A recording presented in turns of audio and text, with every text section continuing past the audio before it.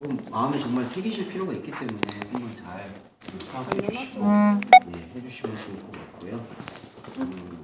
몰라요. 일단 이 산상수훈이 갖고 있는 그 포인트에 대한 부분이 일단은 그 기존에 있었던 그 사람들이 바리새인들이나 아니면은 유대교인들이 알고 있는 그 율법을 갱신하는 것으로 많이 이해를 하고 있어요. 그러니까 원래 있었던 이 율법을 그리스도의 정신으로 맞춰서 새롭게 보자, 이제 그런 취지로 많이 해석을 하기도 하시고 설교를 하기도 하는데, 근데 산상수훈의 원래 목적은 그런 율법의 갱신에 있다기보다는 율법의 의미 자체를 바꾸는 데 중점을 두고 있습니다. 그러니까 5장에서 7장에 있는 가르침 자체가 모두 이 율법이라는 게 뭐냐, 더 나아가면은 법이라는 게 도대체 뭐냐, 사람한테 있어서 그 법은 어떤 거를 의미하느냐, 그러면서 이거는 구원관하고 또 직결이 되는 것 같아요. 그래서 구원이라는 게 그럼 우리가 무언가를 행하거나 무언가를 하나의 어떤 관계를 딱 형성을 해서 계약처럼 마련해가지고 그걸로 구원을 받는 것이냐, 그게 아니며 그게 아니라는 사실을 밝히면서 율법이라는 것은 곧 구원의 주체가 누구인지를 알고 그것에 참여하는 것 자체를 얘기하고 있다. 그거를 지금 설명해 주는 게 가장 예수님께서 의도하시는 산상수훈의 가르침의 본질이 아닌가. 그렇다면은 우리 역시도 이 예배를 할 때 그 본질의 묵상을 방향을 맞춰야 되지. 그렇지 않을 경우에는 이게 사람의 생각이 우리가 하나님 생각을 재단하게 되는 그런 결과를 낳는 것 같아요. 그렇기 때문에 우리가 사람의 생각을 가장 크게 동원할 수 있는 매개는 역시 성경 말씀 밖에는 없다. 그래서 성경 말씀 읽을 때에는 오히려 여러 가지 이런 관점들을 모든 것을 다 종합적으로 끌고 갈 수 있어야 되는 그러한 어떤 이 머리도 써야 되고 육신에 대한 노력도 해야 되고 그런 것들이 다 총체적으로 결합이 될 것 같습니다. 그래서 산행인 것 같아요. 근데 우리 산행 같은 경우는 지금은 다 산들 보면은 국립공원에 다 등산로가 결정이 되어 있잖아요. 근데 이거 등산로가 이제 등산로를 우리가 다 만들어 가야 되니까 그게 조금 어렵지 않을까. 그렇게 생각하고 있습니다. 그래서 비록 오늘 또 권사님이 몸이 약간 불편하셔서 참석은 못 하셨는데. 아 진짜요? 아프시죠? 녹음해 주신 5장 17절부터 시작하겠습니다.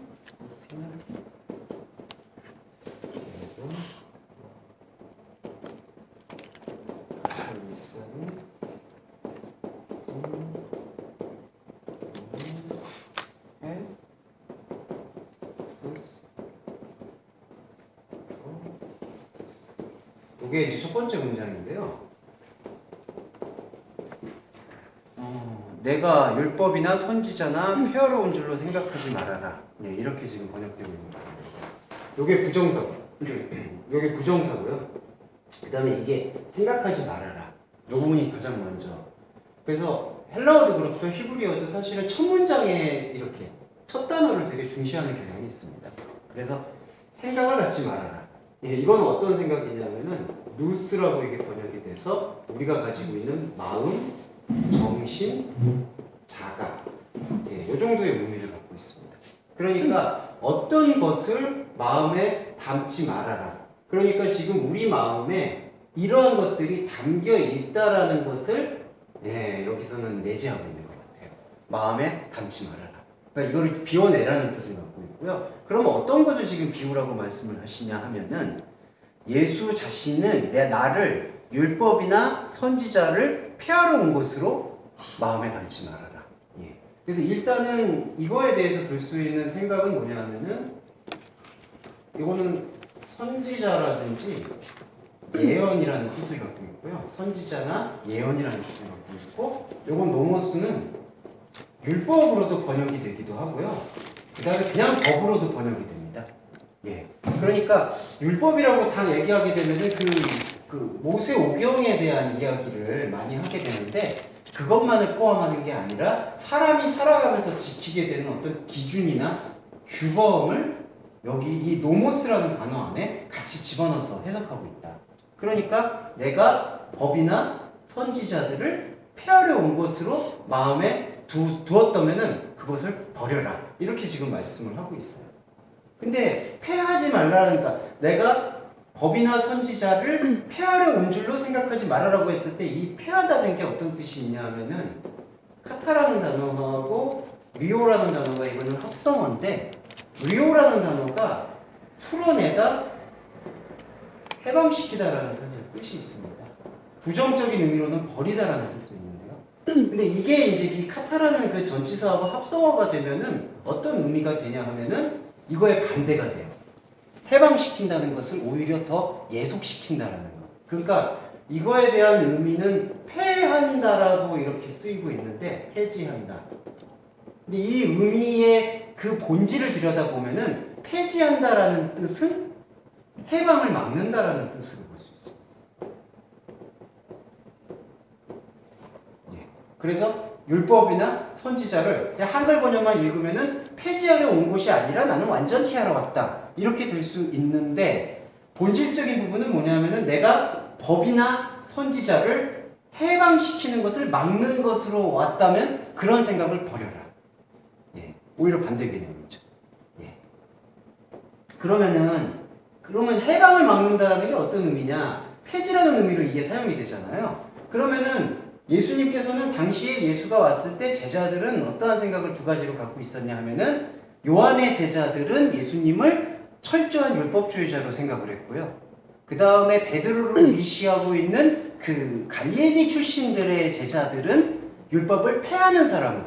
그러니까 요한의 제자 계열은 율법주의자로 예수를 보았고요.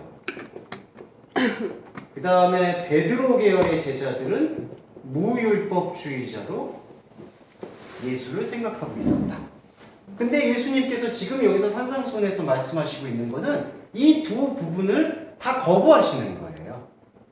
일단 이게 폐지한다고 얘기했을 때 내가 율법을 폐지하러 온 줄로 생각하지 말아라 라고 얘기했을 때 표면적인 의미는 무율법주의자들을 경계하는 거고 예수님은 율법을 폐하러 온 분이 아니구나 라고 설명을 드린 부분이 있고 또 하나의 의미, 이 폐지하다는 의미 안에 있는 본질적 의미는 풀어내는 것, 해방을 막는다라고 생각하는 게 있거든요. 그러니까 내가 가져오는 율법은 해방을 막고 있었던 지금까지의 율법이 아니라 하나님께서 진짜 말씀하셨던 그 뜻을 풀어주시는 해방의 법이라는 것을 말씀해 준다는 관점에서는 그때 당시에 요한의 제자들이나 SNF라고 이 금욕주의자들이 있거든요. 이들이 생각하는 율법주의도 반대하는 입장을 여기서 볼 수 있습니다. 그래서 법이나 선지자를 폐하러 온 줄로 생각지 말아라. 이거는 표면적인 건 이거고 본질적인 건 막는 게 아니다. 그러니까 풀어내는 것을 이게 해방시켜야 되는 것을 억압하고 있는 것으로 율법을 사용하고 있는 존재가 아니라는 것을 예수님께서 분명히 하고 계십니다. 요게 5장 17절 전반부의 이야기입니다. 이거 다 보셨죠? 예. 지워도 되죠?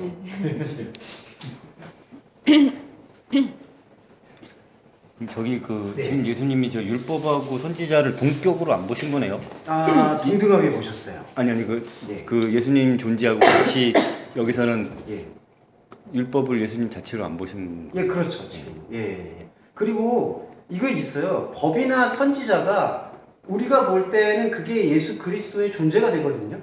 근데 자신이 얘기할 때에는 그것이 자신의 레마 안으로 지금 풀어지기 때문에 그것이 자신을 통해서 들어올 수 있는 하나의 통로의 개념이지 이것 자체를 예수 그리스도로 보게 되면 또 그 기준이 우상이 돼요. 예. 그거는 대단히 좀 민감한 얘기인데 그것도 좀 유념해서 볼 필요가 있죠. 그러니까. 예. 그렇게 만약에 그 구분이 또 없게 되면은 율법은 그리스도야. 이런 식으로 또 들어가게 되거든요. 근데 그것만은 또 아니에요. 예. 그래서 또 말씀드렸습니다. 그 다음에 보시면은 폐지하려 온 게 아니다. 우크 엘돈 카탈로스예요. 저희 이 산상수는 조금 이렇게 원전을 한번 다 들여다보실 필요가 있어서 제가 좀 적겠습니다. 양해해 주시고요. 폐지하려고 온 게 아니라 알라 플레로사이. 한글 번역에서는 완전케 하려 했다고 해서 이건 말도 안 되는 번역을 하고 있습니다. 예. 왜냐하면은 왜 그런 번역이 나왔느냐 이제 그거를 좀 저희가 묵상할 필요가 있는데요. 아까 그 폐지라는 단어를 표면적으로만 인식을 하잖아요. 그렇게 되면은 이 뒤에 단어라는 플레로사이를 폐지의 반대로 생각하게 되니까 폐지가 아니라 완전하게 만드시는 분이구나 예수님이. 그러다 보니까 이거를 완전케 하러 왔다라고 이렇게 말씀하시죠.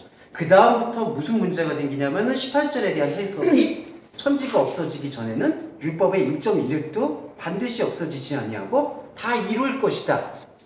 여기서 말하고 있는 이 해석제 관점은요, 아까 그 말씀드렸던 이거에 대한 경계만 이해하는 거예요. 예수는 무율법주의자가 아니라 완전한 율법주의자다.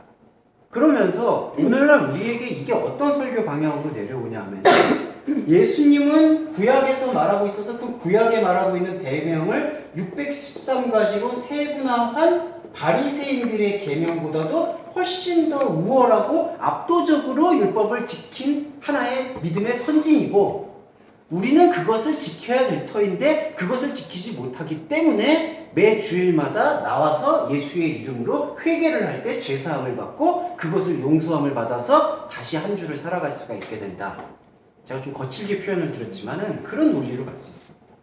그러니까 예수님은 모든 율법을 다 이루어내실 수 있는 우리의 믿음의 목표이고, 우리는 그 목표를 향해서 살아야 되지만 우리는 인간인 존재인지라 그것을 성취하지 못했기 때문에 알게 모르게 지었던 죄를 주일날이나 예배를 통해서 회개하는 것을 통해서 만족감을 얻고 다시 살아가게 되지만 또 죄를 짓고 또 회개하고 또 죄를 짓고 또 회개하고, 이런 방법론을 반복하게 된다는 거죠. 그러니까 여기서 제가 아까 그 율법주의와 무율법주의에 대한 것을 두 가지 다 싸잡아서 예수께서 이 프레임을 무너뜨리고 새로운 것을 지으려고 하신다는 걸 왜 말씀드리냐면은, 이거는 이 무율법주의에 대한 경계만이 아니라는 걸 지금 말씀드릴 수가 있는 거죠. 그러면은 이 이게 플레로사이라는 단어가 그 기본어가 플레로마에서 나왔는데, 이거는 대부분 이제 우리나라 번역으로는 이렇게 익숙하게 충만이라는 단어로 많이 번역되어 있습니다. 근데 충만이라는 단어로 번역이 될 수도 있겠지만은 이거는 이 차고 흘러 넘치는 상태, 2월이라고도 한문으로도 사용될 수 있고요. 넘어선다라는 의미. 그 다음에 또 하나는 비워진다라는 의미도 있습니다. 이게 왜 비움으로 나타나냐면요, 원래 자기한테 주어진 이 틀이 있거든요. 플레로마는 이것이 넘쳐서 흐르는 상태를 얘기하고 있어요. 이것이 넘쳐서 흐르는 운동성은 여기에 갇혀 있는 게 아니라 이 흐르는 운동성 자체를 존중하고 있는 걸 볼 수 있습니다. 그게 왜 제가 2월이라고 말씀드렸냐면, 이게 출애굽 텍스트에서 중요하게 제시가 되죠. 6월절이라는 게 넘어간다라는 의미를 여기서 풀고 있습니다. 그래서 예수님께서 내가 폐지하러 그러니까 여기서 두 가지가 있었죠. 아까 해방을 막는다, 그 다음에 폐지한다. 내가 이 율법을 해방시키기 위해서 온 존재가 아니라고 생각하지 말아라. 나는 이것을 넘치게 하기 위해서 왔다. 그러면은 이 담아있는 게 뭐냐면은 이게 우리의 코스모스예요. 이게 율법주의자나 무율법주의자들이 생각하고 있었던 노모스, 율법이에요. 법이고. 근데 예수님께서는 이거를 넘치도록 만든다고 말씀을 하셨죠. 여기서 이제 주목할 수 있는 게, 그러면은 우리는 어떤 존재냐? 우리는 이 존재를 살고 있어요. 우리가 가지고 있는 인생의 기간 동안은 코스모스의 기간이기 때문에 사람이 갖고 있는 사회의 양심이나 규범이나 죄의식이나 감정, 이 모든 것을 지금 갖고 있거든요. 근데 이 틀 속으로 먼저 그리스도가, 하나님의 보내신 자가 들어오셨죠. 들어오시고 내가 이것을 완전케 하다라고 했던 걸 다시 번역해서 흘러 넘치게 만들겠다. 들어오신 그분이 다시 나가는 거예요. 들어오고 나가고. 이게 지금 흐르고 있는 거죠. 이게 이제 역동성이죠. 그러면 우리 존재는 여기 있지만 이 흐르고 있는 그분의 역동성에 참여를 하게 되는 거예요. 예. 그럼 이것들은 어떻게 되는 거냐? 감정, 양심, 규범, 죄의식, 죄책감, 이것은 우리들한테 이것이 살아가고 있는 동안에는 공존할 수 있어요. 근데 이것이 공존이 이제 과거의 율법주의를 지키지 못한 거의 죄책감인 거가 아니고, 그 다음에 무율법주의자들이 얘기하고 있는 어떤 쾌락과 방임을 통해서 얻게 되는 쾌락도 아니고, 이것은 오직 이렇게 충만케 하시는 자의 충만이 이 흐르는 생명 상태에 지원되는 그런 사이클을 갖게 되는 거죠. 예.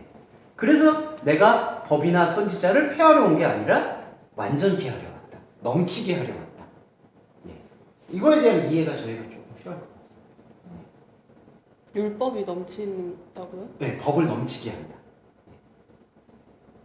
초 예. 이게 조금 이제 좀 난해한 부분이라 조금 이해가 같이 나누면 좋을 것 같아요.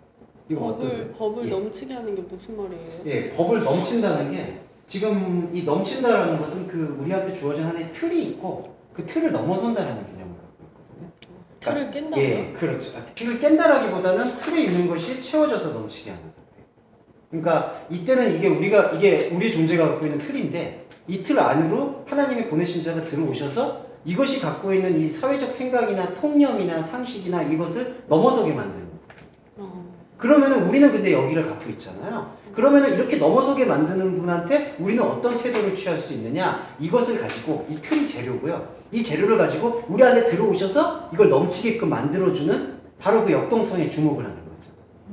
예. 그러니까 만약에 여기 우리라는 이 틀 안에 우리가 살고 있는 이게 다 담겨 있거든요. 목표의식, 양심, 규범, 감정, 죄의식, 죄책감. 그 다음에 여러 가지 욕구, 물욕, 성욕, 뭐 여러 가지 다 욕구가 있죠. 인간의 존재이니까. 그것들이 여기서 넘치는 분, 이거를 넘어서게 만드는 분과 이것이 접합되지 않으면은 이거는 이 틀 안에 그대로 갇혀진 들어가거든요.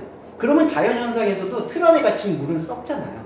그와 마찬가지로 이것이 그냥 율법 속에 자기 생각 속에서 갇혀 있으면은 이건 그대로 썩는 거고 넘어서게 만드는 분과 우리가 이 말씀의 참여를 통해서 내가 가지고 있는 감정이나 사상이나 생각의 요소들을 결합시키게 되면은 이게 우리도 같이 넘어가는 거죠. 가치관이라고 봐도 될까요? 가치관도 맞죠. 가치관이라는 우리가 보통 프레임을 갖고 프레임 속에 이제 가치관을 갖고 보잖아요. 그렇죠. 예. 근데 그 프레임 안에 예수님이 오시면 이 프레임이 없어지겠죠. 왜냐하면 무관하신 분이니까. 그렇죠. 이게 내가 넘어가요. 보는 이 프레임하고는 무관한 분이 오셔서 그로 인해서 내 삶의 것들이 이제 다시 그렇죠. 다른 새로운 가치관으로 살게 되는 재구성되는 거죠. 세계관으로 가도 예. 근데 여기서 또 주목할 수 있는 부분이 사람의 또 하나의 욕망 중에 하나는 종교적 욕망이 뭐가 있냐면은 내가 이걸 허물기를 원해요. 나한테 주어진. 그러니까 한계를 넘기를 원해요. 그게 이제 인간의 또 하나의 욕망 중에 하나죠. 그러다 보니까 들어오셨다가 넘치는 분은 경이롭잖아요. 그러니까 나도 그분과 같이 될 수 있을 거라는 생각을 갖게 되는 거예요. 그러니까 예수를 닮은 삶이라고 했을 때 율법주의적인 사실을 만약에 예수 닮은 삶으로 갖게 되는 사람들은 이게 이제 제자도라고 얘기하죠. 율법을 지킴으로써 이거 자기 안에 갇혀있는 율법을 지킴으로써 제자도가 이루고자 하는 사람들은 스스로 자기 안에 있는 이것 중에 자기가 하나님께서 이렇게 명령하셨다는 기준을 만들어요. 그리고 그 기준을 지켜서 나는 이제 하나님의 백성이 되었다고 생각을 하는 거죠. 그래서 이걸 유지한 상태에서 이거 자체에서 하나님을 찾으려고 하는 거예요. 근데 하나님은 계속 여기서 이게 넘어가는데 여기서 하나님을 만드는 거죠. 그 다음에 무혈법주의자들이 얘기하는 말은 또 뭐냐면은 자기가 이것 자체가 허물어졌다고 생각해요. 예수님이 들어오셨기 때문에 나는 이제 인간적 감정에 얽매이는 존재도 아니고 이렇게 나는 이런 어떤 인간적인 양심과 사회적 규범이나 사회적 죄책감의 노예도 아니야. 이렇게 생각을 하게 되죠. 그러면서 나는 이렇게 넘치게 하시는 그분과 존재가 하나야. 그럼 자기는 이거를 없앴다고 생각을 해요. 하지만 이건 여전히 인간한테 남아있거든요. 그러면 어떤 결과냐면 이건 남아있는데 여기 안에서 여러 가지 또 이 규범적으로나 비양심적이고 비윤리적인 행동을 자기 안에서 그냥 합리화하면서 나는 이걸 초월한 사람이야. 이렇게 얘기를 하기 때문에 그 역시도 이 안에 그냥 갇혀있는 상태죠. 예. 근데 이게 되게 중요해요. 흘러 넘침이라는 게 네. 계속 되지 않으면 예. 또 인간 안에 프레임을 또 가두게 되는 거죠. 그렇죠. 계속해서 가두는 거죠. 그러니까 이 카타르사이가 대단히 중요한 목적이 뭐냐면은 이게 풀어내는 거거든요. 그러니까 예수는 지금 우리 상태는 이 카타르사예요. 그러니까 해방에 대한 욕구는 갖고 있지만 스스로 그 프레임에 갇혀가지고 자기는 벗어나고 싶지만 계속해서 그 굴레 안으로 들어오는 거예요. 이제 그리스 신화를 잠깐만 인용해드리면 시지푸스 신화는 그게 가장 적절한 표현인데 돌이 계속 내려오는데 시지푸스는 계속 돌을 이제 정상으로 올려놓죠. 올려놓으면 또 내려오고 또 올려놓고 또 올려놓고. 예. 그러니까 인간은 계속해서 그 카탈루사에 이 억압에서 자유롭지 못한 거예요. 근데 예수님이 이 억압에서 우리를 해방시키겠다라고 말씀을 하신 거죠. 근데 우리의 생각들은 인간의 생각들은 자꾸 여기 내가 폐지하러 온 줄로 언제 말하라 이렇게 말씀하셨는데 해방을 막는 자로 생각하지 말아라 말씀을 하시는데 자꾸 이 카탈리스아이 이 두 가지 양태로 예수를 이해를 하는 거죠. 예수는 율법을 오히려 더 철저히 지키러 온 분이야. 아니야. 율법을 깨러 온 분이야. 예. 이원론으로 네. 선악 패러다임으로 갈 계속 수밖에 그 없는. 패러다임으로 보는 거죠. 그러니까 구원파 같은 사람, 대표적으로 얘기하면은 구원파 같은 부류들은 무율법주의라고 얘기해도 좀 과언이 아니라고 보고요. 그 다음에 개혁주의자들은 제가 죄송합니다. 전부가 그렇다고 얘기는 안 드리겠는데 개혁주의적 노선을 갖고 있는 분들이 율법주의적 성향을 많이 띌 수밖에 없는 해석을 좀 갖고 있어요. 예. 여기서도 이 해석을 읽어보시면 아마 다른 설교나 그런 것들을 같이 접해보시면 그 뉘앙스들을 많이 느끼실 수 있을 거예요. 예. 왜냐하면 이거 단어 자체를 완전케 하려 했더니 딱 듣게 되는 생각은 폐하는 분이 아니라 율법을 완전히 세우셨구나. 하지만 우리는 은혜로 구원을 받았기 때문에 회개를 해야 되겠구나. 앞뒤가 좀 안 맞죠. 예. 그런 부분을 좀 주목해서 볼 필요가 있습니다. 그 율법 자체를 바라보기를 왜곡되게 바라보는. 예, 그렇죠. 예. 지키고 안 지키고의 법으로 바라보니까 예, 그렇죠. 사실. 거기서부터 파생돼서 나오는. 그러니까 지키고 안 지키고의 이 문제는 이제 이것이 흘러넘칠 수 있는 이 역동성. 그래서 히브리서 3장 제가 저기까지 다른 목사님들은 장자를 잘 외우시던데 저는 뭐 예, 이 3장에 하나님의 말씀은 살았고 운동력이 있다라는 그런 한글 번역이 들어보신 적 있죠? 네, 율동이 있어요. 예, 맞죠. 투두. 하나님의 말씀은 살았고 운동력이 있다. 4장 12절. 4장인가요? 심지어 장까지 심지어. 이거 지워주세요, 집사님. 아니 제가 이걸 뭐 이렇게 편집을 잘할 수 있는 실력이 안 돼가지고. 권사님이 보시고 또 문자 오셔서 더 이상 잠절도 못 외우는 사장 그대로 가겠습니다. 말씀 살았고 운동력이 있다라고 하는 단어가 바로 요 플레로사이하고 되게 접목 지점을 갖습니다. 예, 그러니까 말씀이죠. 하나님이 여기 계시다면은 말씀이신 그리스도가 이 안에 들어오셔서 이렇게 연결을 해주는 거죠. 그래서 요한복음 1장 1절에서는 태초에 하나님이 계시니라 태초에 말씀이 있느니라 이 말씀이 하나님과 함께 계셨다라고 되어 있는데 함께라고 번역되는 부분을 이제 프로스라고 전치사가 사용돼서 하나님을 향하여 있다.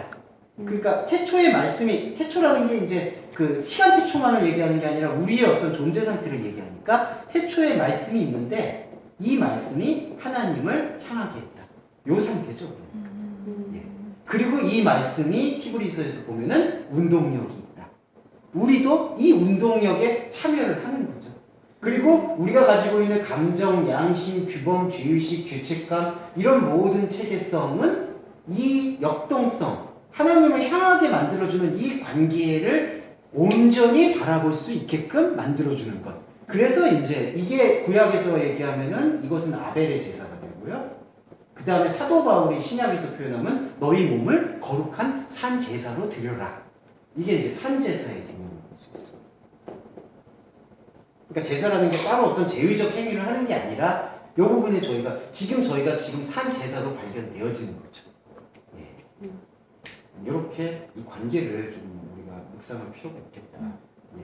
그래서 우리가 사실은 이제 그렇다면 우리가 좀 의식적으로 가져갈 수 있는 우리 삶의 스타일이 뭐냐? 그리스도인의 삶의 스타일이라는 건 과연 뭐냐? 여기서 나올 수 있는 질문은 삶의 스타일이라는 거는 일단 기본적으로 각 사람이 살고 있는 환경이나 직업이나 가치관이나 세계관 그런 거에 따라서 다 다름은 일단은 인정을 해드려야 돼요.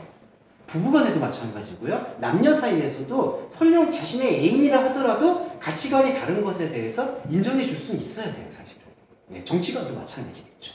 근데 중요한 거는 공통분모를 어떻게 찾느냐 하면은 이러한 어떤 자신이 갖고 있는 그 어떤 양심이나 규범이나 어떤 그 스타일이나 기준들을 하나님의 이 역동성을 흐를 수 있게 만드는데 긍정적인 방향성을 갖고 있느냐, 그렇지 않느냐, 그거를 돌보고 그거를 나눌 필요는 있다는 거죠. 근데 그렇지 않은 경우에는 그 철저하게 그거를 인정해주고 용인해줄 필요가 있어요. 근데 여기서 민감한 게 지금 바울 서신 같은 경우에 대부분이고요. 그 다음에 이제 요 복음서에도 마찬가지죠. 이 복음서나 바울 서신에 있는 내용들의 이 해석들을 무율법주의다, 율법주의의 이 카테고리에서 어느 하나를 선택하는 걸로 해석을 하게 되면은 그 해석을 만약에 율법주의적으로 해석을 하게 되잖아요. 대표적인 예가 좀 죄송하지만 여성들이여 교회에 잠잠하십시오. 예, 이거를 만약에 이거로만 이제 행위론적인 걸로 받아들이잖아요. 그러면 이러한 하나님의 말씀을 여기다가 적용을 하는 거예요. 그러니까 만약에 부부가 있는데 어떤 남자분이 계시는데 남자분보다 교회 생활을 더 열심히 하고 교회에서 위치가 더 높아요. 그럼 갑자기 남자분이 그건 이제 제가 실제로 이제 여자 목사님하고 남자 목사님 부부예요. 사역을 하는데 여자 목사님을 더 따라요. 그러니까 이제 남자 목사님이 어느 순간 주일날 작심을 하고 이 설교를 하시는 거예요. 여자들 교회에서 잠잠해. 그래서 찌질해 막 들으면서 찌질하게 느껴져. 그러니까 그게 좀 찌질한 예였지만 이 복음서에 대한 말씀을 요 기준을 가지고 이렇게 이게 하나님 말씀이니까 이렇게 했어. 이거를 여기다 가져오는 거예요. 아까 그 다름을 인정하고 그 다름보다 이것이 총체적인 방향이 여기에 집중하고 있는지를 묵상하는 게 복음서나 말씀의 내용이거든요. 근데 그게 아니라 요 관점으로 가져가서 해석을 한 다음에 여기다 들이미는 거예요. 위에 있는 권세한테 복종하십시오. 그거 여자는 순종적이 그렇죠. 그런 것도. 예. 그걸 갖다가 이걸로 푸는 거죠. 본래적으로 여성이라는 거는 그래서 본래적으로 이 본질적인 플레로마 속에서 여성은 우리 안에 있는 남성과 여성성이죠. 저번에도 한번 말씀을 드렸지만은 그러니까 우리 안에서 말씀을 들어야 될 그 상태는 잠잠해야지 들을 수가 있잖아요. 그거를 지금 얘기하고 그건 남녀의 차별이 있는 게 아니라 그런 관점에서 봤을 때 그 다음에 지금 여성이나 남성이나 떠나서 각 교회에서 어떤 것이 질서가 유지될 것이냐를 고민하는 게 우리가 생각해야 될 고민이지 여기서 이걸 갖다가 말씀이 이렇게 얘기했다고 말씀이 이렇게 시켰다고 그렇게 얘기해버리면은 여기서의 주목은 아니고 이 관점으로 이걸 보니까 다시 카탈리사이가 되는 거죠. 억압하는 거죠. 예. 그러니까 말씀의 이 예배가 왜 중요하냐면요. 이 관점으로 계속 보게 되면은 이거는 어느 순간 이 말씀에 자유가 없고 감정적으로도 자유가 없고 실제로도 자유가 없어져요. 예, 영적으로도 자유가 없어지고 그렇기 때문에 우리가 산상수훈에서 이런 관점들을 계속 배양할 필요가 있습니다. 예. 또 반대로 무율법주의 같은 것도 구원파들이 해석하는 거는 또 다르죠. 이제 구원파만이 아니라 또 이제 율법주의가 아니다. 예수님은 봐라. 안식일날 밀밭도 갈아먹었고 성전세도 내지 않았고 좌판도 둘러엎으셨고 여러 가지 걸 다 들어와가지고 이걸 또 여기다가 해석을 하는 거예요. 그러니까 대표적인 거 하나만 말씀드릴게요. 요한복음 8장에서 가늠한 여인을 얘기를 할 때 이렇게 해서 이 무율법주의적인 해석은 어떻게 해석을 하냐면은 예수님께서는 간음 자체를 인정하지 않으셨다. 남녀간에 사랑하는 데 있어서 간음이 어떻게 존재할 수 있느냐. 예. 그러면서 이제 나오게 되는 발상이 이제 프리섹스죠. 예. 예전에 7, 80년대 미국의 신학에서는 그게 유행이었어요.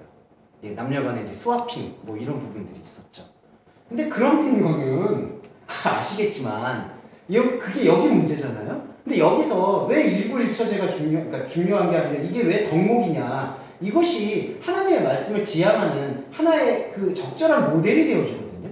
그리고 이 안에서 감정세계가 이미 깨져버리면 죄송합니다. 여성분들이 딴 남자친구 다 이렇게 어장관리하고 있는데 언제 이게 들어오겠어요. 반대로 남자분들도 저기 갔다가 여기 갔다가 두 집 살림을 하고 있는데 이 말씀이 보이겠냐고요. 그러니까 다 지금 성경의 프레임이나 해석들을 어떤 간음이다 그러면은 간음에 대해서 율법적으로 해석하면은 여성이 뭔가 옷차림이 그러니까 문제야. 여성이 문제야. 이런 식으로 또 해석을 하고 설교를 하는 김홍도 목사가 그렇죠. 예. 아시겠지만은, 예. 그렇게 하고. 또 이 식으로 풀게 되면은, 예수님은 그런 자체에 연연하는 분이 아니야. 그러니까 또 이제, 당연히. 예. 그러니까 우리가 자꾸 이 프레임을 나눠서 봐야 될 필요가 이게 우리 안에서 가장 최선이 무엇일까를 고민하는 텍스트지 이 텍스트를 갖다가 여기다가 직접적으로 갖고 와가지고 해석을 해버리게 될 때 이거는 영과 진리의 예배라고 볼 수가 없죠. 예. 근데 저 사고 방식이 우리 안에 있어.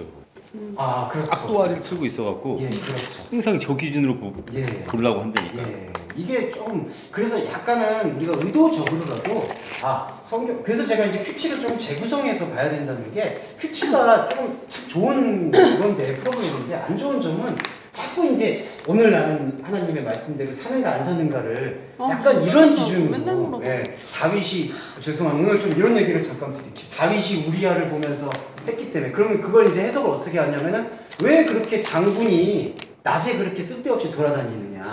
국사를 돌보기에도 모자란다. 그래서 최근에 뭐 명랑이랑 영화 하면서 또 그걸 감명 깊게 본 목사님이 그렇게 또 설교를 하세요. 다윗이 만약에 이순신 장군처럼 나라를 걱정하는 마음 때문에 있었다면은 낮에 그렇게 궁전을 거닐 일이 없었을 것이다. 한가했기 때문에 죄를 짓는 거다. 아, 네, 진짜. 제가 이순신 장군 좀 싫어해가지고 지금 그렇게 얘기했는데 거기서 그런 얘기까지 들으니까 아주 다윗도 그렇게 예. 얘기하고 할 일 없어갖고 예, 그러니까 하다가. 바쁘게 뛰어야 된다. 이거는요, 왜 제가 이 말씀 드리냐면, 한윤조 목사님 모토가 그거였어요. 낮에 교육자들을 굴려야 된다. 그러니까 일을 쉬게 만들면 안 된다. 교육자분들도 특별히 뭐 여성 성도를 많이 만나기 때문에 유혹에 빠질 수가 있으니까 밤에 무조건 깊게 자게 만들려면은 낮에 굴려야 된다. 그게 뭐야? 와, 나 진짜 그거 말든다. 예, 그러니까 아니 왜냐면 하 목사님이 항상 밤을 싫어하셨어. 설교를 할 때 보면은 밤에 모든 게 다 일어난다. 보십시오, 뭐 강남에 가십시오. 밤에 안마방 뭐 그러니까 이렇게 다 얘기를 하면서 밤에 이렇게 악의 역사가 시작됩니다. 성경도 보면서 뭐 밤에다 이런 일이 벌어졌습니다. 뭐 이렇게 얘기를 하면서 낮에는 뭐 시간을 이렇게 바쁘게 써야 된다. 그래서 그 말씀 드렸던 이유는 지금 큐티가 자꾸 그걸 적으라 그러잖아요.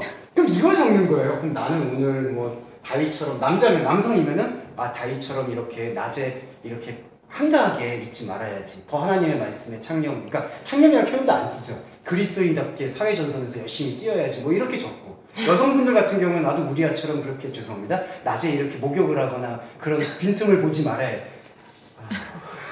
이건 제가 왜 이런 자료를 입수했냐면 그 옛날에 전병훈 목사가 사멸교회 할 때 자기 고백문이라고 그걸 다윗 텍스트를 그렇게 사용을 했었어요. 그래서 남성 성도들은 적어오라 고백문, 여성 성도들은 적어와라. 다 내용이 이 내용이에요. 여성분들은 내가 조심해야지. 뭘 조심합니까 그게? 그게 조심하고 말고의 문제가 아니잖아요. 예. 그리고 남자분들은 그렇다고 그래서 그러니까 아무 생각도 하지 말란 얘기잖아요. 낮에 그러면은. 도대체 그런 사고방식이 이게 우리 안에도 너무나 만연해 있어요, 사실은. 우리 신앙생활에서. 예. 그래서 제가 좀 강조해서 말씀드리고, 약간은 이 말씀과 지금 내가 갖고 있는 삶을 약간은 일단은 의도적으로라도 약간 분리해 놓고 그 다음에 다시 생각해 보실 필요가 있습니다. 죄책감이 느끼게 되는 일을 우리가 자행할 수 있잖아요, 사실은. 누구한테 사회를 살면서 거짓을 말할 때도 있고, 좀 힘들게 할 때도 있고. 그러면은 그냥 이 감정을 여기다가 결부시키기보다는 그냥 소중히 생각을 하면서 내가 이런 감정을 느꼈고 내가 이러한 태도가 하나님의 말씀과 하나가 되는데 부적절하다라는 그런 자기 자성으로 사용을 해야지 이걸 갖다가 나 또 죄졌어. 그리고 난 또 양심에 어긋난 일을 했어. 주님께서는 이렇게 일정 미륵도 패하지 않았는데 나는 또 범죄했어. 자꾸 거기로 가져가면은 곤란하다는 거야. 그래서 예수님이 계속해서 이걸 의도적으로 말씀하시죠. 예. 이건 좀 필요한 것 같습니다. 하다못해 어떤 분들은 아파도 여기서 또 탓을 해요. 내가 믿음이 부족해서 약한 거. 경제적인 것도 마찬가지죠. 내가 경제적으로 뭔가 헌신하지 못했기 때문에 내가 이렇게 물질이 갑자기 이상해졌어. 이런 말 많이 하잖아요. 예, 그렇죠. 그러니까 11조 같은 것도 말라기에서 뭐 복을 한번 하나님께서는 유일하게 시험할 건 11조라. 그러니까 우리가 하나님하고 맞짱을 죄송합니다. 이건 어떤 이제 김모 목사님이 인용하신 건데 하나님하고 맞짱을 뜰 수 있는 도구는 11조밖에 없다. 근데 하나님이 과연 11조만 하라고 했겠느냐? 10의 5조는 적당히 해야지 하나님께서 마음이 조금이라도 움직일 거다. 우리 남녀 관계에서도 뭐 차 트렁크에다가 수소 풍선만 놓으면 되느냐? 그 안에다가 다이아를 하나 놔야지 감동이 오잖아요. 인정. 제가 그거 다 갖고 있어. 제가 보여드릴 수 있어. 잘 마셔봐. 뭐가 나올지. 근데 지금 깜짝 놀랐어요. 그런 설교들이 그 명설교를 해요 또 그렇고. 하여튼 제가. 근데 그게 영에 속한 삶의 그 프레임을 이제 어떤 비양심적이고 비도덕적인 것을 밤의 세력, 반대에 있는 것을 낮의 세력 이런 식으로 이제 약간 그 바울 텍스트에 대한 약간의 그 과도기적인 해석이 있었던 것 같아요. 그래서 말씀을 좀 드렸습니다. 자, 그리고 이제 18절로 들어가서요. 진실로 말하노니, 여기서 진실이라고 말하고 있는 부분인데요. 이 아멘이라는 표현이요. 이것도 좀 잠깐 말씀드리고 들어가겠습니다. 그 아멘이라는 걸 우리가 읽을 때 한글 번역에서는 좀 진실로, 그리고 또 요한복음에서는 또 두 번 강조되고 있잖아요. 진실로, 진실로. 이게 뭐 그러니까 사람과의 관계에서 내가 이거 진짜 말한다, 제대로 들어라, 이러한 어떤 강조법일 수도 있겠는데, 이 아멘이라고 얘기했을 때는 이것이 그 발견이라는 의미하고도 그 맥락을 같이 합니다. 그러니까 진실로 말한다라는 의미는 뭐냐면은 궁극적으로는 내가 거짓을 말하지 않고 참 것을 말한다라는 의미도 있지만, 지금까지 우리가 알고 있었던 표피적으로 쌓였던 것들의 이면을 보여주겠다라는 의미도 강하다는 거죠. 예. 그러니까 이런 행간의 의미들이 하나하나씩 다 포진되어 있는 것 같습니다. 그래서 진실로 너희들한테 말하노니, 그리고 이 번역이 조금 잘못됐어요. 그래서 요거는 좀 제가 다시 해서 해석을 하겠습니다. 지금 한글 번역은요, 이거 어떻게 되어 있죠? 천지가 없어지기 전에는 없어지지 않고 다 이루리라 이렇게 되어 있는데, 요거는 제가 써드리고 한번 읽어보겠습니다. 아스통은 좀 음료수를 들고 계시죠?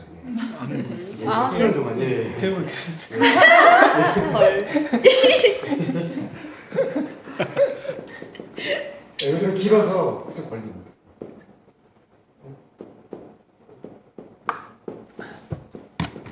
들어. 천지가 없어지기 전에는 율법의 1.1획이라도 반드시 없어지지 아니하고 다 이루리라 이렇게 되어 있는데요.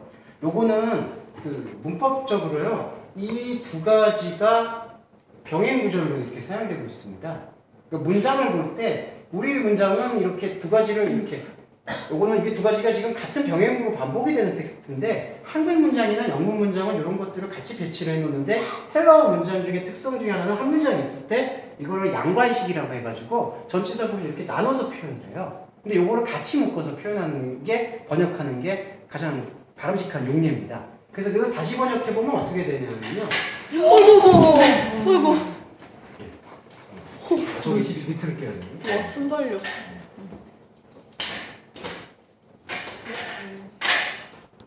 하늘과 땅이 없어지는 동안, 이겁니다. 이렇게. 하늘과 땅이 파렐대가 지나가는 동안. 곧, 그래서 여기도 다시 보여요. 모든 것이 다시 태어나는 순간. 헤오스라는 전치사가 무슨 기간을 나타내고 있거든요. 무엇 하는 동안. 그러니까 여기서 지금 한글 번역은요, 천지가 없어지기 전에는이라고 지금 번역이 되어 있는데, 없어진다라는 표현이 아니라 지나가는, 예, 관통되는,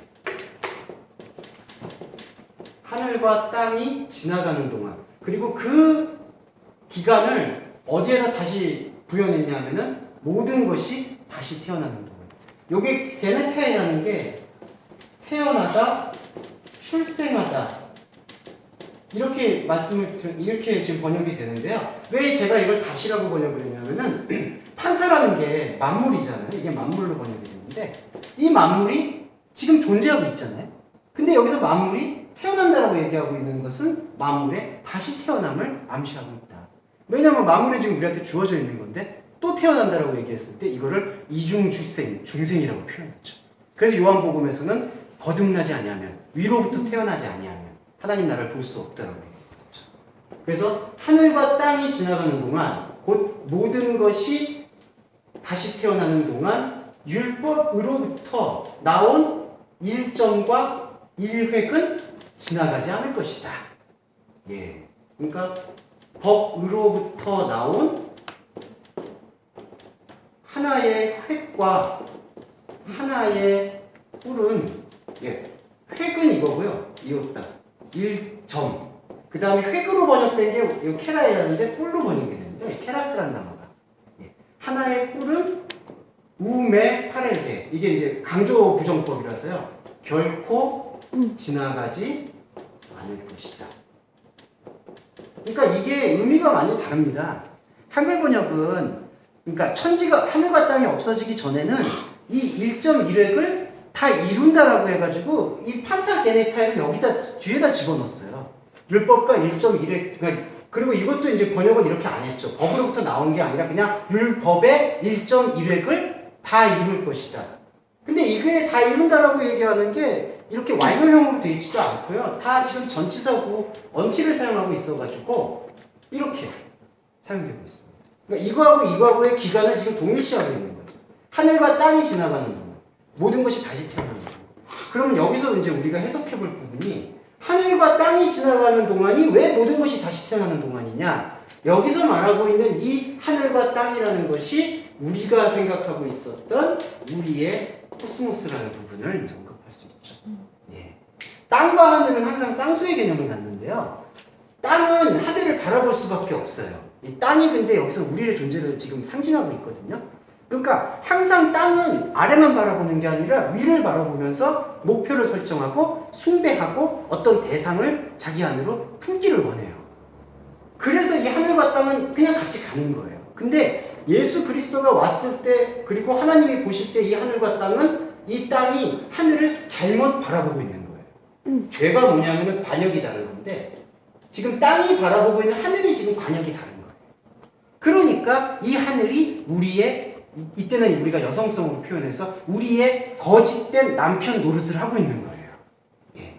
그래서 이제 사도 바울이 법이 있을 때에는 남편 아래에 있었지만 법이 죽고 난 다음에는 더 이상 그 남편은 전 남편이라고 또 표현을 하거든요. 남편이 없다. 그 다음에 요한복음에서는 되게 의미심장하게 사마리아 여인한테 남편을 데려오라고 하니까 여인이 고백을 하죠. 나는 남편이 없습니다. 예. 예. 그러니까 그게 뭐 남편 5이 있었으나 그런 게 뭐 5번 결혼하고 그런 문제가 아니에요. 예. 남편이 없다라고 고백한 걸 주목한 거죠. 그 남편이 없다라고 고백한 거는 그때 영적인 맥락 속에서 아 나는 더 이상 지금까지 봤던 하늘이 잘못됐다라는 걸 고백하는 거예요. 남편이 없다라고 표현을 하는 거죠. 그래서 예배할 때가 여기에 있다. 영과 진리 안에서 예배할 것이다. 이렇게 표현하시는 거죠. 그러니까 자꾸 그거를요. 아까 말씀드렸던 또 율법과 무율법 프레임으로 보잖아요. 그러면 어떻게 보냐 하면은 이런 해석이에요. 아마 설교 많이 들어보셨을 거예요. 예수님께서는 저렇게 5번이나 이혼과 결혼을 반복하는 문란한 여인에게도 은혜를 베푸셔서 하나님 품에 들어올 뭐 기회를 주셨다. 실제로 그런 설교를 아마 검색해서 들어보시면은 많아요. 진짜 많이 들어. 그래서 예수님의 무한한 사랑은 7번씩 뭐 10번 해도 부족함이 없다. 죄를 다 용서하시는. 예. 그러면서 교회 안에서는 이혼 몇 번 한 분한테는 문턱을 높이고 아주 이분법적이죠. 그러니까 그런 해석이 아니라는 거죠. 남편에 대한 부분. 그래서 여기서 보시면 하늘과 땅이 지나가는. 그래서 이게 파렐대가 이제 이것이 뚫고 나가는 걸 표현하고 있습니다. 그러니까 모든 것이 다시 태어나려면요. 지금 이 땅인 우리의 존재성이 바라보고 있는 이 하늘의 관역이 지나가야 돼요. 예. 그러니까 그러면 이게 지나가려면은 어떻게 되냐면은 인간은 땅은 본성적으로 하늘을 볼 수밖에 없잖아요. 새로운 하늘이 우리한테 들어와 줘야지 옛 것인 이 하늘이 지나가는 거죠. 그래서 하나님의 말씀이 들어올 때 땅은 진정한 하늘을 보게 되고 그러면은 모든 것이 다시 태어나게 된다는 것을 볼 수가 있습니다. 이때 만물은 또 우리 존재의 인생을 표현하고 있다. 그러면은 그러면은 이제 이건 뭐냐? 법으로부터 나온 하나의 획과 하나의 뿔이다. 이거에 대한 해석은 대단히 민감하지만 이거는 시도를 해야 돼요. 이게 분리전치사가 사용이 됐거든요. 그 분리전치사가 사용이 됐다는 거는 여기에 근원적인 것을 빚진다는 얘기도 되지만은 여기서부터 나온다라는 그 가능성을 암시하고 있습니다. 그러니까 이건 뭐냐면은 법이라고 했을 때 지금 이 법은 율법주의자와 무율법주의자들이 생각하고 있는 프레임의 법을 지금 암시하고 있고요. 이 법으로부터 나온 하나의 뿔과 하나의 획과 하나의 뿔. 이거는 지금 뭘 암시하고 있냐면은 하나라는 걸 암시하는 거예요. 그래서 이 율법이라는 것이, 법이라는 것이 예수 그리스도가 말하는 이 노모스는 우리가 생각하고 있는 이 규범이나 그 다음에 어떤 행위, 결과, 원인, 결과의 카테고리에서 논할 수 있는 부분이 아니라 그리스도와 하나가 되어지는 땅을 위해서 자신을 희생하신 그래서 땅 안으로 들어온 이 하늘을 얘기한다는 거죠. 그게 하나라는 거예요. 이건 안 지나간다는 거예요. 이 8일대라는 거는 지나간다는 뜻은 뭐냐면은 무의미해진다는 얘기거든요. 그 다음에 비워진다. 그러니까 이거는 전도서에서도 헛되다고 표현했듯이 무상한 거를 얘기하는 거예요. 담겨지지 않고 그냥 흘러가는 것. 근데 여기서 말하는 법에서부터 나온 일획과 하나의 핵과 하나의 뿔은 안 지나간다. 딱 남는다는 거죠. 이게 영원히 하나님의 말씀을 선다. 그 표현을 하고 있는 걸 볼 수 있습니다. 그러니까 이거는 율법의 모든 것을 성취하겠다는 뜻과는 아닌 거죠. 이거는 그냥 시대 상황마다 아까 노모스라는 거는 구약 율법만이 아니라 그때 로마에서도 그렇고 지금도 그렇고 사회나 사람들이 지켜나가야 될 보편 양심의 호소에서 보고 있는 기준들이에요. 그 기준들을 얘기하고 있는 거고 그 다음에 우리는 여기서 이 관계를 어떻게 묵상할 필요가 있냐면은 그럼 이 기준이 필요가 뭐냐 그게 아닌 거죠. 여기서부터 나온 거죠 사실은. 그래서 여기서는 우리의 보편 감정과 양심이 출범을 한 거죠. 그래서 우리도 사랑을 알게 된 거고 그 다음에 질서도 알게 된 거고 생명도 알게 된 거고 근데 여기서 우리가 이 모든 것 이 보편 감정과 양심이 이 판타가 다시 태어날 수 있으려면은 하나의 획과 하나의 뿔을 봐야 된다는 거예요. 요것만 좀 말씀드리겠습니다. 그 한글 번역에서 획으로 배웠던 이 케라스는 뿔이라는 단어고 첨단이라는 단어를 갖고 있습니다. 그래서 이게 지금 나타내고 있는 바가 무엇이냐 하면은 바로 구약 성서에서는 다윗에게 구원의 뿔을 일으켰다라고 표현하고 있을 때 첨단, 끝. 그러니까 우리가 갖고 있는 이 하부적인 우리의 세계와 우리의 모든 것이 하나로 소급되는 지점. 예. 그리고 이 단어는 피타고라스. 예. 예. 잠깐만요. 삼각형이 피타고라스. 네. 예. 그 삼각형 원리에서도 나온 걸로 제가 이해하고 있어요. 헬라 철학 중에서는 이게 뭐죠? 잠깐만. 두 변의 합이 뭐가 된다고 얘기해요? 제곱의 합이 뒷변을 제가 수학이 이처럼 약해가지고. 이처럼. 아니 그게 이 케라스의 그걸 나타내고 있는 걸로 알고 있거든요. 제곱의 합이 그래서 이게 어떤 불변한 수학적 원리다. 케라스라는 단어의 그 태동 원리는 제가 그걸로 기억하고 있어요. 그러니까 모든 것들이 수렴되어서 하나가 되는 지점. 그래서 이 구원의 뿔이라는 것 역시도 이제 이 하나로 소급되어지는 생명의 지점을 암시하고 있다. 그렇게 볼 수 있습니다. 그러니까 그건 안 지나간다는 거죠. 예, 그 관점을 여기서 어려워. 율법으로부터 나온 하나이까 하나의 뿔이란 게 그러면 하나라는 예 하나로 수렴되는 예수 그리스도가 와서 하나로 예. 수렴되는 그 상태는 지나가지 않는다는 예, 거예요? 예, 맞죠. 예, 그렇죠. 정확히 말씀하셨어요. 그러니까 하나로 수렴되어지는 이 하나의 뿔은 모든 것이 다시 태어나는 동안에는 지나가지 않는다. 그러면 모든 것이 다시 태어나는 동안은 뭐냐 하면은 그냥 쉽게 말해서 우리가 지금 하나님의 말씀과 함께하는 신앙생활을 얘기하고 있죠. 우리 이때 모든 것이 이제 우리를 딱 말하고 있고 그래서 우리의 모든 것이 다시 태어나는 동안에는 하나로 수렴되는 당신의 말씀이 사라지지 않고 딱 심어져 있다. 예. 우리는 그럼 뭐였느냐? 바로 이 수렴되는 것을 지켜보는 거예요. 근데 수렴된다고 했을 때, 그게 수렴된다고 했을 때 이게 딱 하나만 이게 그냥 독립해가지고 나오는 게 아니잖아요. 아까 삼각형 비유에서도 있듯이 이게 나인데 이게 나의 모든 것들이죠. 감정, 보편, 양식 이것들이 하나로 수렴이 되는 거죠. 그렇게 수렴하게 만드실 수 있는 분이 바로 하나님의 말씀이신 그리스도가 이거를 우리로 하여금 우리가 가지고 있는 이 모든 것, 욕망의 체들이 수렴될 수 있도록 만들어준다. 예, 그렇게 볼 수 있죠. 그래서 이거는 좀 더 복잡하지만 시간관까지 말씀을 드리면 저번에 과거의 변화에 대해서도 말씀을 드렸잖아요. 모든 것이 다시 태어난다는 동안은 내가 과거는 싹 잊고 앞으로의 얘기를 하는 게 아니라 그냥 나라는 존재에 그냥 저 미래 씨라는 그 존재에 미래 씨 100세까지 사실 거죠. 그냥 통상으로 80세고요 잠깐에서 미래 성도님이 사시는 그 80년의 시간 동안 꼭 지금 이후의 미래만을 얘기하는 게 아니라 과거도 다시 태어나게 되는 거죠. 왜냐하면은 지금의 현재의 내가 하나님의 말씀이신 하나의 그리스도와 하나가 수렴이 되니까 그 수렴되는 것 중에는 과거의 나의 모든 것들도 다시 올라가는 거죠. 그러니까 지금 믿어야 된다는 거예요. 그러니까 내가 너무 늦게 믿었어. 내가 과거에 내가 정말 너무 방탕하게 막 그런 그 고백을 할 필요가 없는 거고 사실은. 예. 그리고 그런 것들이 이제 좀 더 민감하지만 말씀드릴게요. 자꾸 과거사를 돌이키면 이거를 옛자라고 표현을 해가지고 옛날에는 나는 이렇게 살았었는데 앞으로는 나는 그리스도를 믿었으니까 이렇게 살게 될 거야. 그렇게 보는 관점은 내려놓을 필요가 있는 거예요. 옛자라는 게 나쁘다 좋다의 문제가 아니라는 거죠. 자신이 그때 선택했을 때 선택이 문제고 그건 다 존중이 돼야 되겠죠.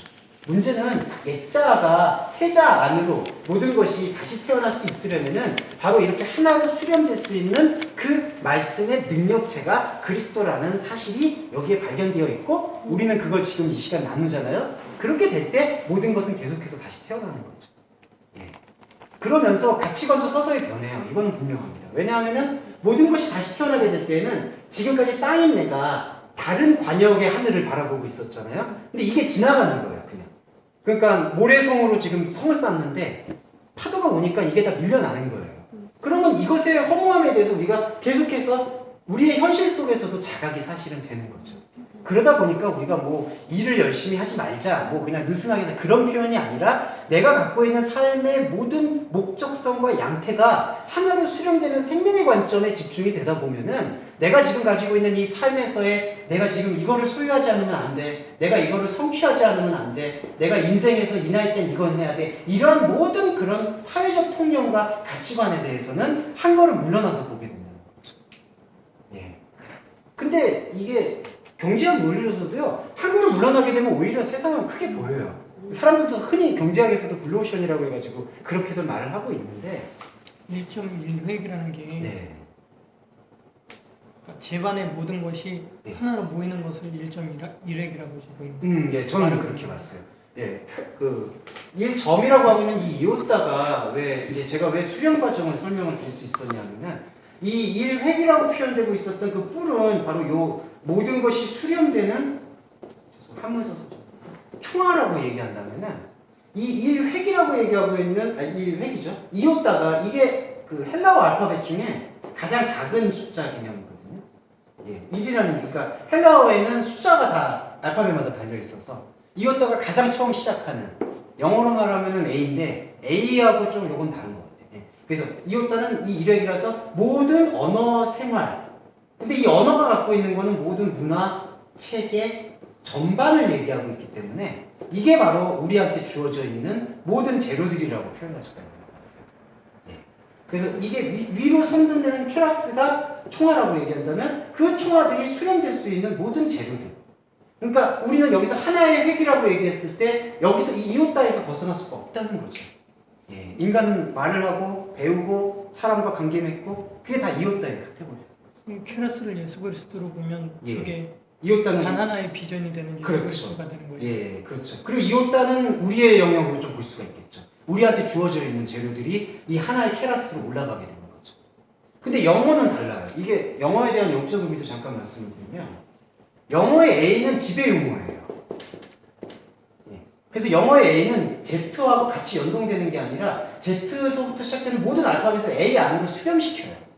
그러니까 영어 알파벳이 갖고 있는 그 욕망의 근원은 크로스적인 욕망의 근원하고 되게 유일해요.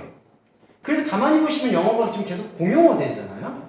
이 공용어에 대한 욕망이 뭐에 있냐면은 모든 것을 A 안으로 끌어당기려고 하는 거예요. 그러니까 예수 그리스도의 말씀은 이 이오따가 하나님의 말씀의 이 케라스를 발견하잖아요. 그러면은 해체가 돼요. 하늘과 땅이 나가잖아요. 그러니까 이오따는 계속해서 분산되는 거예요, 사실은. 바벨탑처럼 모이는 게 아니라. 나를 버리는 과정을 얘기하고 있어요. 근데 영어의 A는 그게 아니에요. 모든 거를 자기 언어 체계 안으로 끌어당겨요. 문화도 그렇고. 예. 그러니까 지금 영국이나 지금 미국이 기독교 문화라고 얘기하는데 저는 언어만 봐도 그렇게 보기 좀 어려워요. 이거는 이제 노엄 촘스키라고 촘스키 들어보셨죠? 네? 촘스키. 예. 촘스키요? 예. 스키 시리즈죠. 예.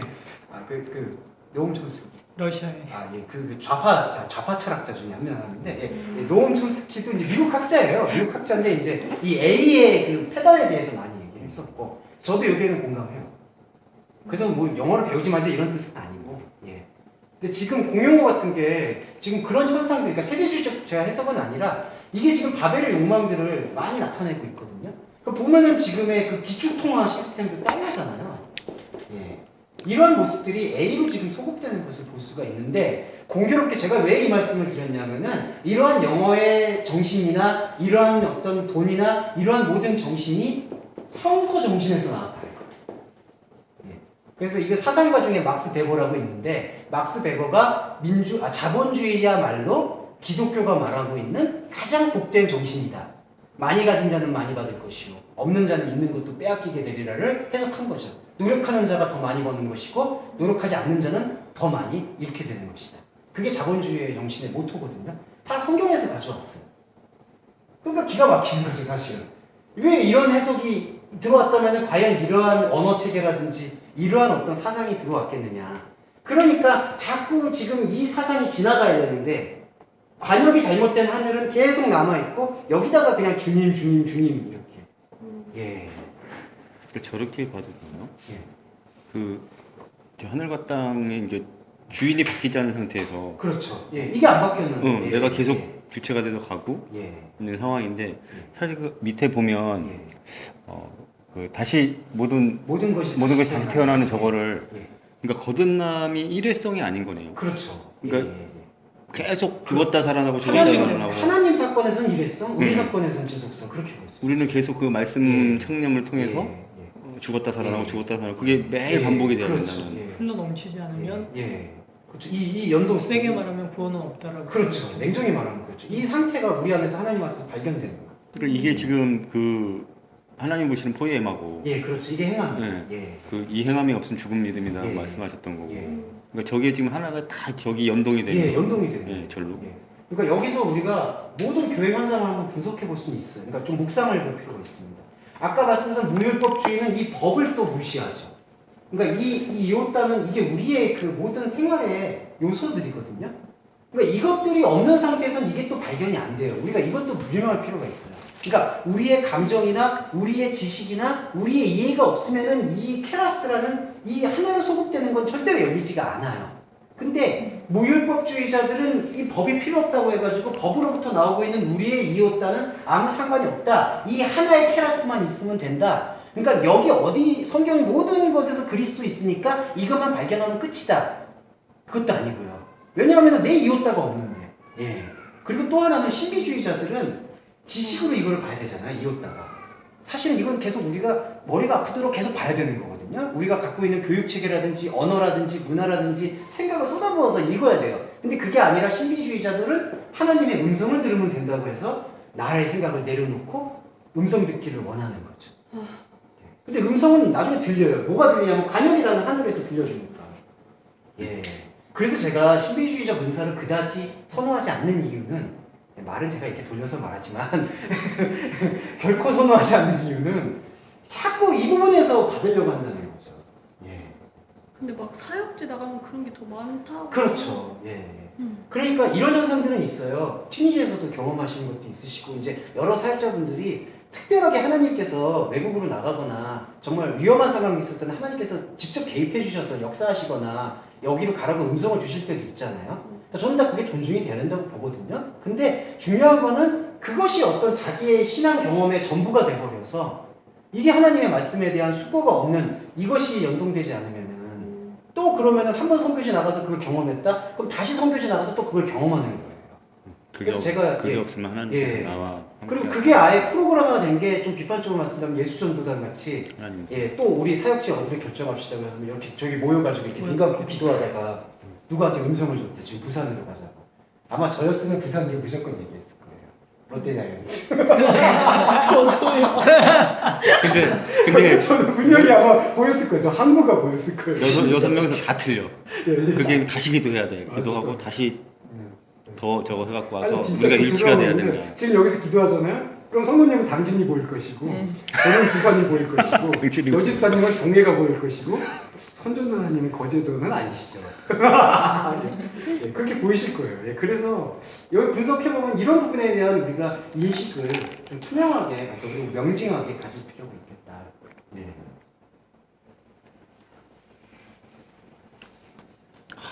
깊다. 이게 좀 약간 좀 어렵습니다. 사실 그냥 근데 저희가 이렇게 밑바닥까지 아예 다 이어서 좀 훑어야지 나중에 좀 설교를 들으시거나 또 신앙생활 하실 때, 그러니까 그때 뭐 설교가 뭐 이런 설교 그렇게 제가 그런 취지로 말씀드리는 건 아니고요. 어디에서도 신앙생활을 하실 때 이러한 뿌리들을 같이 갖고 가시면은. 예, 근데 저런 뿌리 갖고 있으면요 예. 많이 판단하게 돼요. 아니 그냥 들을 때 그래도 하세요. 알겠어요? 예, 알겠습니다. 아니 그냥. 그러니까 여전히 선악 패러다임에 예속돼 있기 때문에 예. 저것 때문에 되게 힘들더라고요. 아 주여 이 죄인을. 말씀을 드리는 게, 근데 이제 말씀을 드리는 게 좋을 것 같아서. 그 뭐야? 이제 수습이 안 돼. 그리고 이제 이게 이제 제일 어려운 겁니다. 예, 제일 어렵다는 게. 뭐또 어려워요. 또 어려워요. 아니. 반발하고 있어. 쉽습니다. 요거는 이제 적지 않고 저희가 한글 번역으로 한번 묵상을 좀 해보겠습니다. 그러므로 누구든지 이런 계명들 중에 집중 오시면 할까요? 좀 쉬었다 하실까요? 근데 그것도 잘못된 것이고 또 반대로 아니야 율법을 완성시키는 분이야 그렇게 보는 생각도 잘못됐다는 것이죠. 그러니까 그렇게 생각하고 예수님이 말씀하신 의도는 당시에 사람들이 바라보고 있는 그 율법이라는 기준 자체가 해방된 기준으로 보는 게 아니라 억압된 기준으로 보기 때문에 이제 그렇게 말씀하셨던 것 같아요. 그래서 이제 내가 폐하러 온 게 아니라, 그러니까 그런 프레임으로 갖고 온 게 아니라 넘치게 하려 왔다. 이제 그게 이제 완전케 하려 왔다라고 번역되어 있는 그 단어에 대한 아까 그 해석이었던 것 같습니다. 윤씨 이거 좀 어떠세요? 17절, 18절. 이해 갔어요. 그렇죠. 조금 이해 갔는데 예, 예. 근데 이거 그럼 다시 써야 될 것 같은데 이거 이 18절은 좀 번역을 다시 했으면 좋을 것 같아요. 제 생각에도. 그러니까 이거는 지금 어떤 의미냐면 천지가 없어지기 전에는, 근데 전에는이라는 의미도 없고 사실, 그리고 다 이루리라가 이렇게 될 수가 없거든요. 사실은 지금. 그럼 이거 읽으면 이걸로만 네. 네, 맞죠. 그냥 문득 궁금해요. 예. 목사님처럼 그러니까 같은 예. 맥락에서 해석을 푸셔서 설교를 하시는 분들이 실제로 계시나요? 몇 분이라고 해야 되나? 아니 글쎄요, 좀 분위기는 좀 다른데. 근데 이제 이 해석이 직역이죠. 직역은 네. 하시는 분들은 있어요. 예, 직역은 이걸 잘못됐다고 말씀하시는데, 근데 이제 직역을 한 다음에 우리가 의미 묵상을 해야 되잖아요. 근데 의미 묵상에서는 좀 이제 다르게 말씀을 많이 하시죠.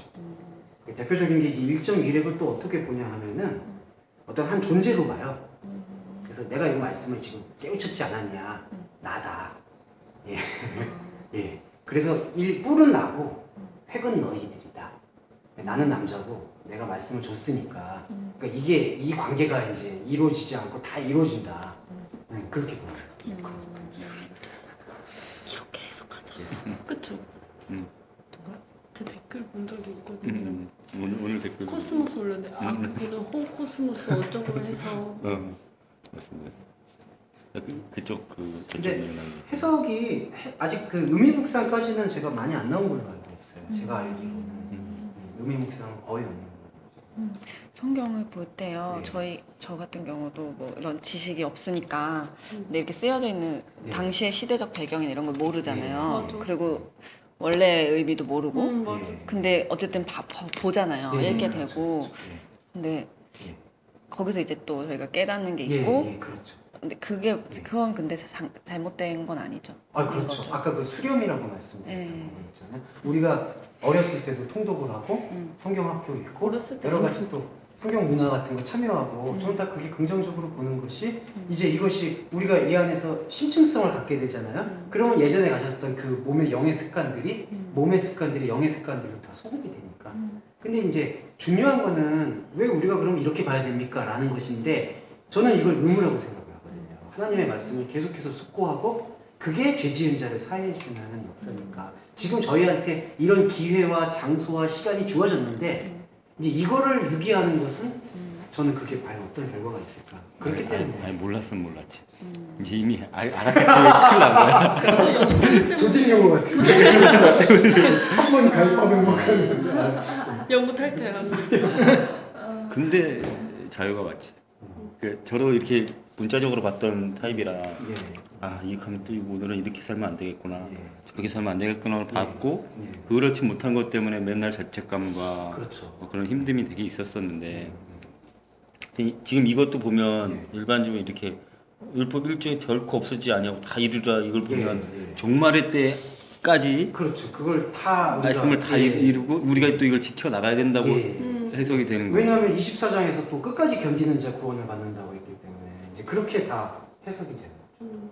그러다 보니까 계시록에서는 또 14만 4천 명만 구원받는다고 하니까 이러니까 이렇게 끝까지 지키는 사람이 적구나. 실제로 그렇죠. 율법을 이걸 그 사람들이 갖고 있는 다른 생각으로 율법을 누가 지키겠어요? 613가지나 되는 거를 다 지켜야 되는 근데 건데. 거기에 또 연결해서 그게 또 좁은 문이다, 예. 좁은 일이라고 또 그렇게 얘기를 하고. 그러니까 그렇게 다 갖다 맞추는 것 같아요. 사실. 저는 목사님 말씀 맞게 들으면요. 예. 되게 뭐라고 해야 되지? 착한 것 같아요. 착한 느낌? 뭐라고 해야 되지? 제일 지금까지 다 여러 설교를 예. 들고 말씀을 이제 예. 듣잖아요. 예. 근데 굉장히 예. 그러니까 착하다는 의미가 표현을 우리가 굳이 음. 표현을 하자면 되게 착하고 넓고 약간 그런 느낌 많이 들어요. 말씀하시는 데서. 감사합니다. 제가 착하다는 얘기 정말 아니야. 저기 정도도 못 들었는데. 1대1로 예, 힘친구로 근데- 가면 예. 비판 많이 하죠. 비판 많이 하시는데. 이게 어떤 뭐 다른 교회 설교가 나쁘다 좋다를 지금 말씀드리는 게 아니라 그죠, 그죠. 이제 우리가 이런 폭을 알게 되면은 음. 포용하고 음. 근데 또 개중에는 포용을 못할 만한 정말 쓰레기 설교가 있긴 있죠. 예. 왜 없겠습니까? 근데 예. 이런 게 나쁘다는 생각은 안 들어요. 예. 전혀. 그렇게 해서 우리가 또 깊이에 이렇게 들어가는 데 있어서는 저는 좀, 예. 그리고 저는 그거 하나만 믿어주셨으면 좋겠어요. 이렇게 바쁜 시간에 진짜 정말 여기까지 오시는 건 쉬운 일이 아니잖아요. 그거는 냉정히 말해서. 근데 이렇게 시간을 할애하셨는데 제가 또 시간을 뺏는 거 되게 싫어하는 사람이라. 예. 근데 진짜 이걸 갖다가 무의미하게 이렇게 그렇게 말씀드릴 거면은 하진 않는다. 그거는 확신 있게 근데 말씀드릴 수 있어요. 이게 왜 그러냐면 예. 알아도 되고 못 알아듣는 게 아니거든요, 사실. 예. 왜냐면 예수님께서 진짜 말씀하셨던 그 예. 본의가 예. 이거였기 때문에 예. 그렇죠. 사실 이걸 알고 나서는 예. 너무 예. 놀랍고 은혜지만 예. 사실 좀 왜 힘드냐면 예.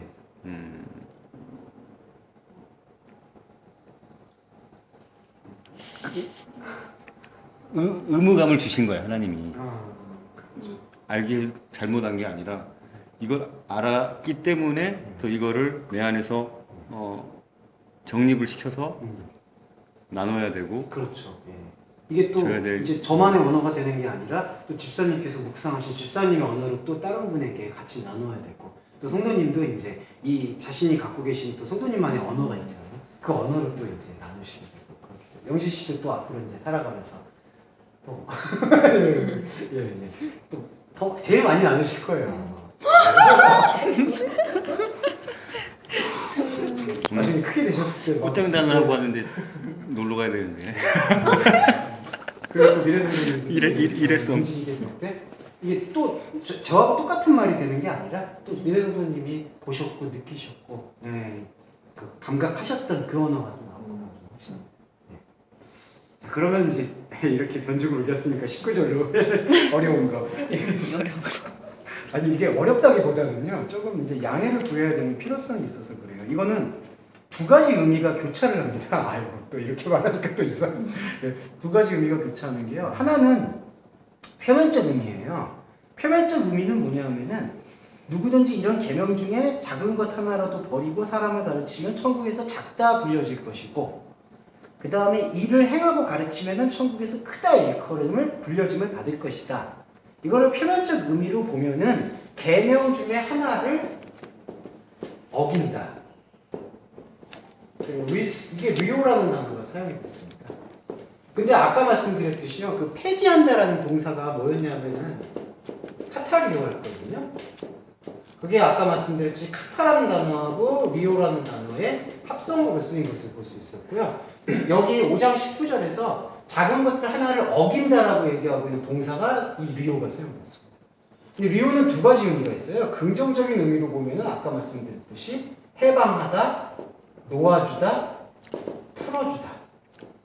심지어는 이런 의미도 있죠. 용서해주다. 근데 부정적 의미는 뭐냐 하면은 버리다, 방치하다, 그 다음에 내보내다. 내보내다는 좀 중립적 의미 같아요. 이거는 뭐 부정적 의미만 아닌데, 근데 이제 버리다, 방치하다는 부정적 의미. 이거는 긍정적 의미. 근데 이거를 표면적 의미로 봤을 때는 부정적 의미로 이제 해석이 되거든요. 그러니까 이 계명 중에 작은 것을 버린 사람은, 방치한 사람은 작다 일컬음을 받을 것이고, 행하며 가르치는 자는 크다 일컬음을 받을 것이다. 근데 이거는 표층적인 의미만이 담기는 게 아니라 예수 그리스도의 이 격언은요, 그 유대 속담에서 지금 나온 거거든요.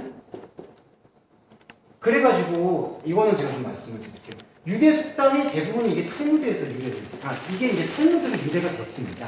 유대 속담에 있는 거. 그럼 뭐가 있냐면 예수님이 그냥 19절 같은 경우에는 유대 속담을 액면 그대로 인용한 거다.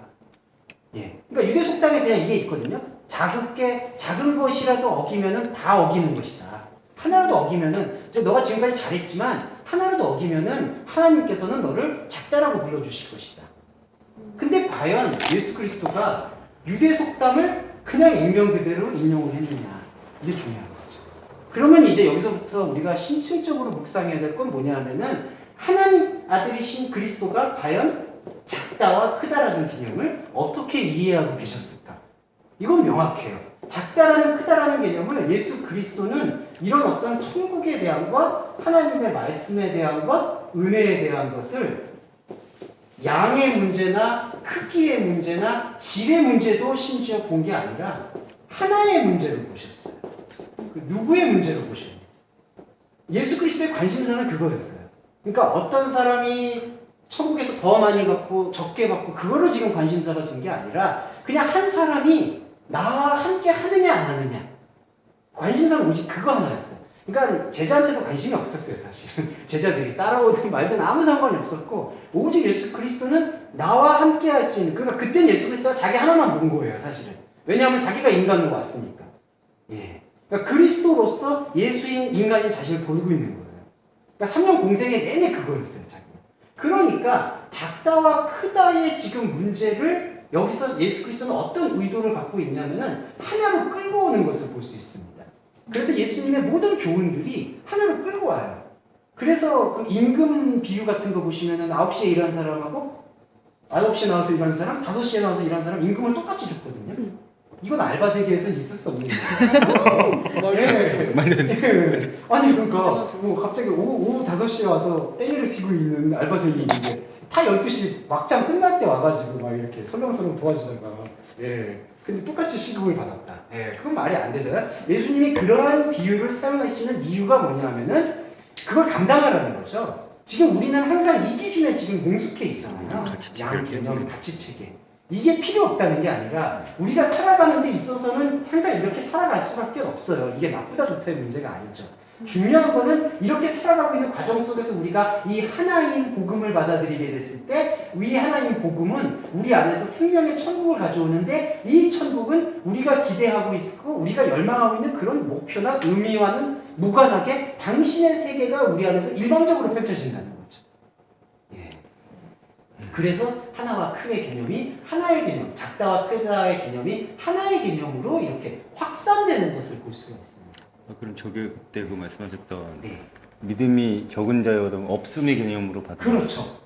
믿음이 없는 자야. 작고 큰 개념이 작고 아니라 크게 그냥 아니죠. 없다. 예. 아예. 그러니까 너희들한테는 지금 믿음이 없다 이렇게 얘기하신 거죠. 왜냐하면은 믿음이 없었던 거죠. 그때 당시에서는 그리스도로서 고백할 수 있는 것이 제자들에는 아무것도 없었으니까. 그 질과 양과 수로 보다 보니까 네. 저기에 대해서 내가 계명을 좀 지키면 큰 자가 되는 거고, 예. 또 저거 하게 되는 거고, 예. 적게 지키면 또 예. 작은 자가 되는 거고, 그렇죠. 지키면 예. 잘 지키면 또 잘 지키면, 상급도 받고. 그렇죠. 그러면서 크다 일컬음을 받게 돼요. 그러니까 지금 이 유대 속담을 예수님께서 끌고 오신 이유 중에 하나는 이것에 대해서 지금 부정적으로만 보는 게 아니라 이게 대단히 이제 중요한 게요. 이런 계명들 중에서 하나라고 얘기했습니다. 근데 여기서 한글 번역에서는 이런 계명들 중에 지극히 작은 것 하나라 도라는 조사를 써가지고 계명들이 쫙 있는데 하나 이렇게 하나 여러 가지 계명들 중에 하나라도 버리면은 너는 작다 이렇게 번역을 했는데 그게 아니라 이러한 계명들 있잖아요. 계명들. 우리의 그릇 안에 있는 계명들. 이것들 중에 하나. 그럼 전체죠, 사실은. 예. 그러니까 이게 다른 거죠, 사실은. 이 하나. 그러니까 여러 가지 계명들 중에 어느 것 하나라도 버리면은 작다라는 게 아니라 이러한 계명들이 합쳐진 하나. 여기서부터 나온 하나. 이거를 버리는 자가 작다. 그리고 이거를 행한 자가 크다. 그렇게 의미가 갖는 거고요. 또 하나의 의미는요. 이제 여기서 이런 것들 중에 하나는 지금 생명의 그리스도의 존재로 지금 소급이 되잖아요. 계명들 중에 하나. 이거를 버리게 되면은 천국에서 작다라고 되는데 여기서 하나 더 들어갑니다. 버린다라고 이것을 번역하기보다는 리오는 놓아준다라는 개념이 또 있거든요. 해방시킨다. 그러니까 모든 계명들이라고 인간이 갖고 있었던 인간들의 기준들 중에 하나가 나왔잖아요. 이건 바로 해방 역사예요. 그리스도. 이거를 풀어내는 거예요. 이걸 풀어내면은 작다라고 일컬어지잖아요. 근데 반대로 보면은 행하고 가르치잖아요. 크다잖아요. 그러면은 작다, 크다의 개념이 하늘들의 나라 안에서는 하나로 소급이 되는 거예요. 예, 그래서 이거는 해석이 세 가지가 공존하고 있습니다. 그래서 우리는 이 세 가지를 같이 보면서 마지막 거를 제일 유념해서 보실 필요가 있어요. 첫 번째 해석은 여기 중에 이러한 여러 가지 것들 중에 하나를 어기는 사람은 천국에서 작다 일컬음을 받을 것이다. 근데 그 의미의 해석은 표면적인 해석이에요. 사실은 이거는 예수님의 의도와는 좀 반하는 해석입니다. 하나님께서는 예수 그리스도는 천국에서 크다 작다의 경중에 얽매이는 존재가 사실은 아니셨거든요. 그러니까 이렇게 얘기하시는 것은 표면적인 해석이고, 두 번째 해석은 뭐냐면은 이러한 것들 중에 계명으로 우리가 알고 있었던 여러 가지 법들 중에서 하나, 이러한 것들 중에 하나가 바로 아까 하나의 뿌리라고 표현되어 있는 예수 그리스도인데, 이 예수 그리스도의 생명을 우리가 버리게 되면은 천국에서 작다 일컬음을 받는다. 그게 두 번째 해석이에요. 편의상 말씀드리면 이게 1차 심층 해석인데, 근데 이것만으로 이 의미가 다 규명되는 게 아니에요. 왜냐하면은 이 1차 심층 해석은 이거 하나님을 그리스도를 버린다라고 얘기하잖아요. 그러면 작고, 이걸 안 버린다? 그러면 크고. 근데 이 개념도 예수 그리스도는 또 뛰어넘으시잖아요. 작다 크다게. 그럼 뭐가 나오냐면 이제 2차 심층 해석으로 이러한 계명들 중에 하나, 이 예수 그리스도를 우리가 우리 안에서의 말씀과 생명을 통해서 해방시키면은 천국에서 작다와 크다의 문제가 하나로 수렴되는 것을 경험할 수가 있다.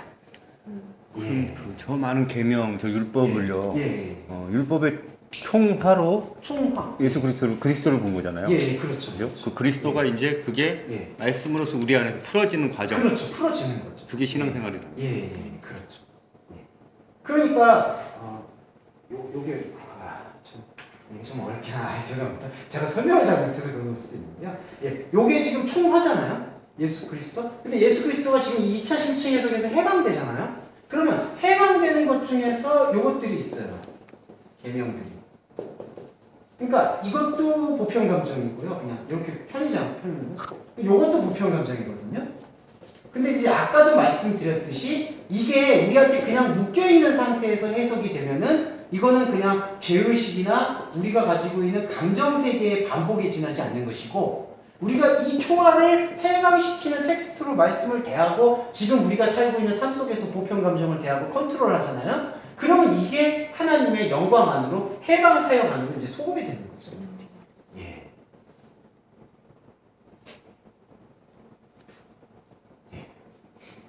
그러면은 저희 한번 복습을 좀 예.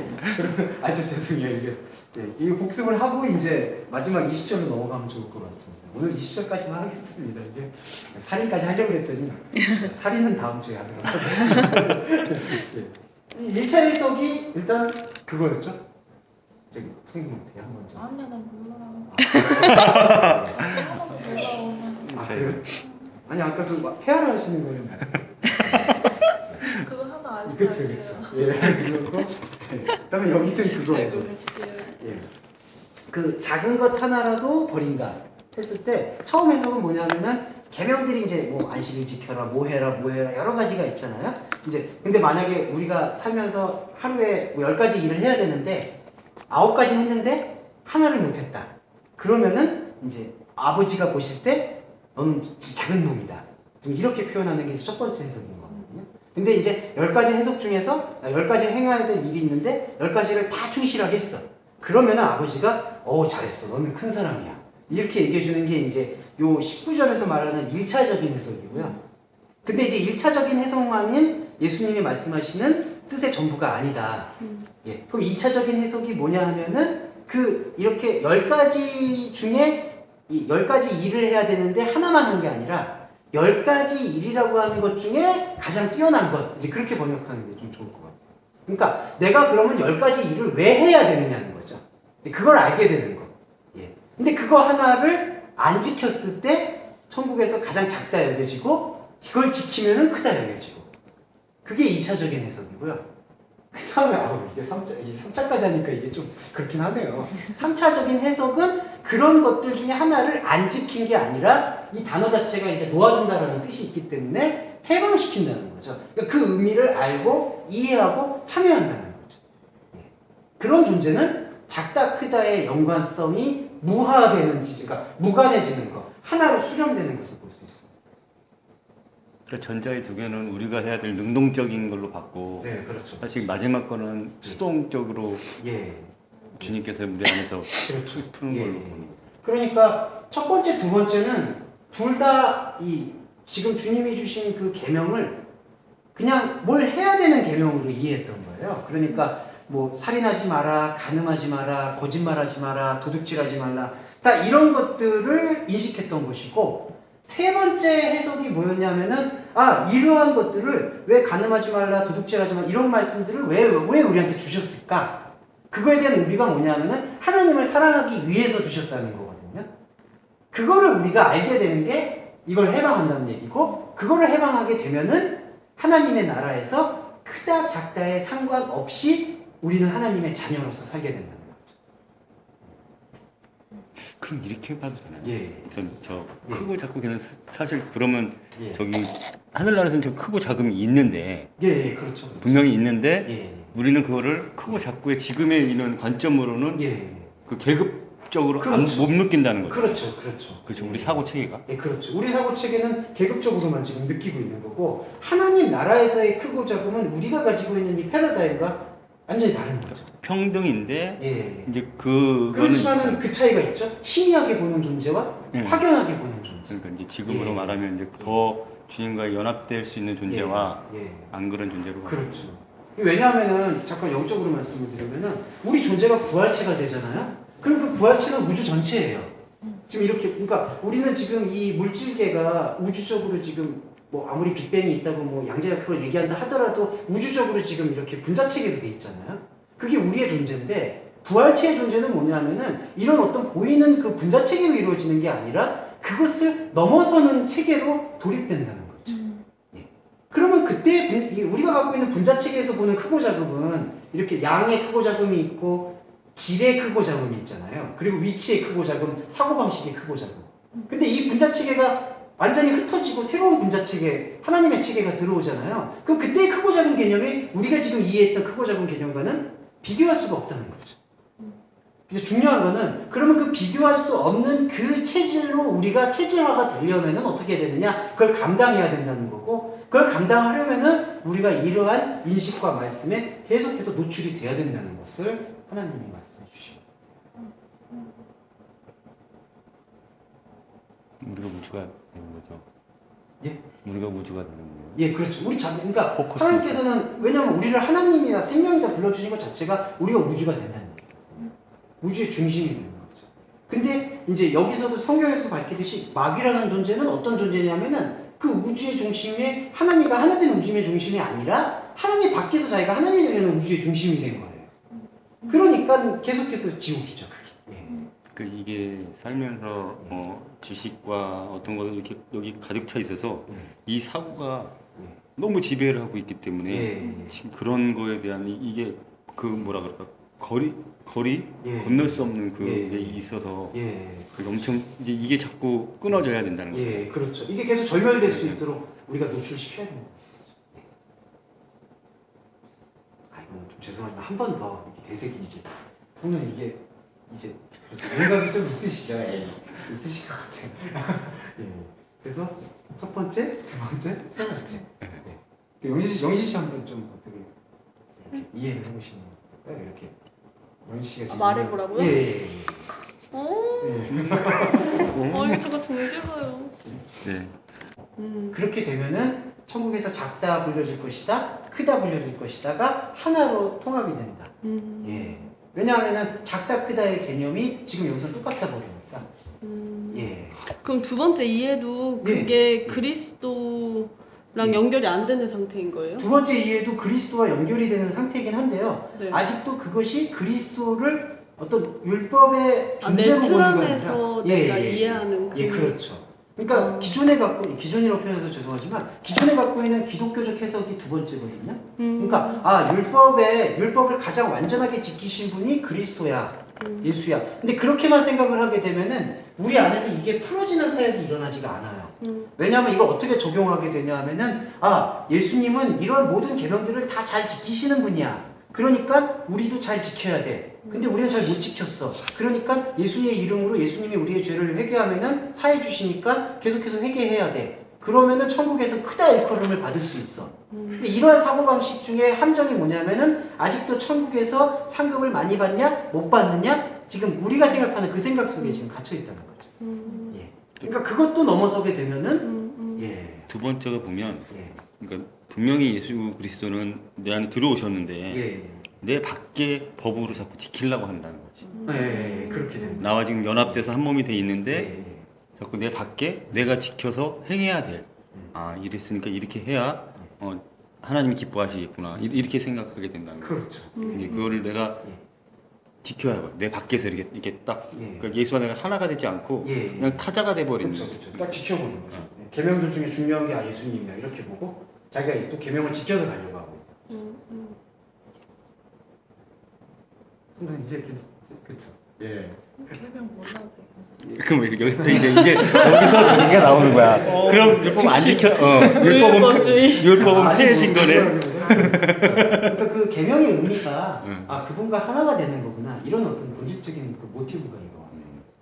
그러니까 이후에 지켜야 될 것들이 그러니까 성경에서 만약에 뭐 간음하지 말아라, 뭐 도둑질하지 마 이런 것들이 성경에서 이렇게 그냥 액면 그대로 우리한테 주어졌다기보다는 그렇게 말씀하신 목적이 하나님과 우리와의 관계를 위해서 주시고 있는 표현이구나. 그걸 묵상한 다음에 그 다음에 성도님이 사회에 가셨을 때 도덕적으로 내가 이걸 해야 되겠구나 안 되겠구나 그냥 자기가 이제 의지적으로 선택한다는 거죠. 예. 근데 지금은 교회가 어떻게 돼 있냐면요. 교회라기보다는 딱 종교가 그렇게 내가 그러면 거짓말하지 말아야 돼, 훔치지 말아야 돼. 이거를 내가 종교적으로 하나님이 이렇게 말씀하셨으니까 지키는 거야. 근데 그렇게 생각을 하게 되면은 지금 여기처럼 이렇게 하나님과의 관계로 이걸 이해하는 것보다는 하나님은 내가 뭘 하면은 복 주시는 분이고 내가 뭘 안 하면은 나를 불안하게 하는 분이야. 계속 이렇게 이제 형성이 되니까 그거를 계속 떨쳐내기 위해서 예수님이 계속 이렇게 말씀하시는 것 같습니다. 그 설명 너무 좋았어. 예. 그래서 이제 요거는 같이 공감하실 수 있을 것 같아요. 그러니까 이런 맥락 속에서 절대적으로 예수님께서 말씀하셨던 중요한 모티브가 내가 너희한테 말하노니 너희 의가 서기관과 바리새인보다 낫지 아니하면 천국에 못 들어갈 것이다. 예. 그럼 여기서 해석은 이제 자명해지는 거죠. 의를 어떻게 생각하느냐에 따라서 완전히 달라지는 거죠. 그렇다면 여기서의 의가 그냥 이걸 표면적으로 보면은 바리새인과 서기관들이 지켰던 그 의가 이렇게 여러 가지 다 계명을 지키는 것 그것보다 훨씬 더 낫지 않으면은 못 들어간다. 그런 얘기냐? 그게 아니라 의라는 개념 자체를 지금 달리고 있는 거죠. 서기관과 바리새인들이 생각했던 의는 하나님은 여기에 올려놓고 요게 이겁니다. 오늘의 교회도 그렇고요. 마찬가지인데 하나님, 서기관, 바리새인 이렇게 했는데 의가 뭐라고 보냐 하면은 하나님이 우리에게 명령해 주셨어. 그래서 계명을 주셨어. 그게 바로 해라 하지 마라. 이게 의야. 이렇게 보는 거죠. 지금 서기관하고 바리새인들이 보고 있는 의는 하나님께서 우리의 우리를 의롭다고 불러주시는 기준이 있는데 바로 이 수많은 이게 나중에는 613가지까지 됐고요. 해라 하지 말라. 그래서 요 사람들은 그러니까 바리새인들은 요거를 지키면은 하나님이 우리한테 의로워질 수 있는 기준의 계명을 지키면은 하나님의 백성이고 축복을 받는다고 생각했거든요. 근데 예수님께서는 지금 여기서 너희 의가 바리새인들의 의보다 낫지 아니하면 못 들어간다 천국에. 그러면은 그 사람 예수님께서 서기관과 바리새인들이 생각하고 있는 의를 이것보다 더 훨씬 잘 지키라는 얘기냐? 그게 아니라는 거죠. 예. 이때 예수님께서 말씀하신 의는 바로 자기 자신을 얘기하고 있다. 예. 그러니까 이게 더 낫지. 이게 이것도 플레이온이라는 헬라어가 사용했는데요. 이것도 아까 말씀드렸듯이 그 넘치다라는 단어의 플레로마하고 같은 유사 어원입니다. 예. 그러니까 이게 비교급으로 사용돼가지고 이런 경중에 나누는 게 아니라 의가 넘치는 것. 그러니까 다른 개념이죠. 이게. 예. 바리새인의 의하고는 다른 의가 왔다. 그렇죠. 그러니까 그거를 보지 않으면 천국에 못 들어가죠, 당연히. 예. 그래서 이 말씀하신 건데 이거를 또 그 앞구절에서부터 그러니까 이 해석이 왜 오늘 중요하냐면 앞구절에서는 계속 이게 표면적으로 보면은 계명을 율법의 1.1억도 다 없어지지 않고 이룰 것이다. 지극히 작은 거라도 어기면은 끝장날 것이다. 그 다음에 아예 결정판으로 너희 의가 바리새인보다 안 나면은 못 들어간다. 그러면은 이건 다 계명 지키는 걸로 가거든요. 예. 어떻게? 예. 아니. 그래서 이거 해석이요. 이걸 해석도 잘 안 하려고 그러고 해석을 또 어떻게 하냐면은 이걸 회개하고 항상 꼭 연결시켜요. 그리고 회개하고 그 다음에 중단 없는 노력. 뭐냐면요. 일주일마다 와서 죄를 씻어야 되고 그 다음에 또 일주일 동안 이런 바리새인들이 그때 지켰던 철저한 의보다 훨씬 더 하나님의 의로움을 실천하기 위해서 노력해야 된다. 그게 사랑이다. 그게 성화다. 그러면 하나님께서 우리의 노력을 봐주시고 당신의 나라에서 크다 불러주실 것이다. 그 희망을 갖고 살아가자. 이런 식으로 이제 해석을 하는 거죠. 그건 잘못된 거예요, 사실은. 그거는 전 잘못했다고 봐요. 이 세 구절 이거 좀 점층법으로 나가잖아요. 예.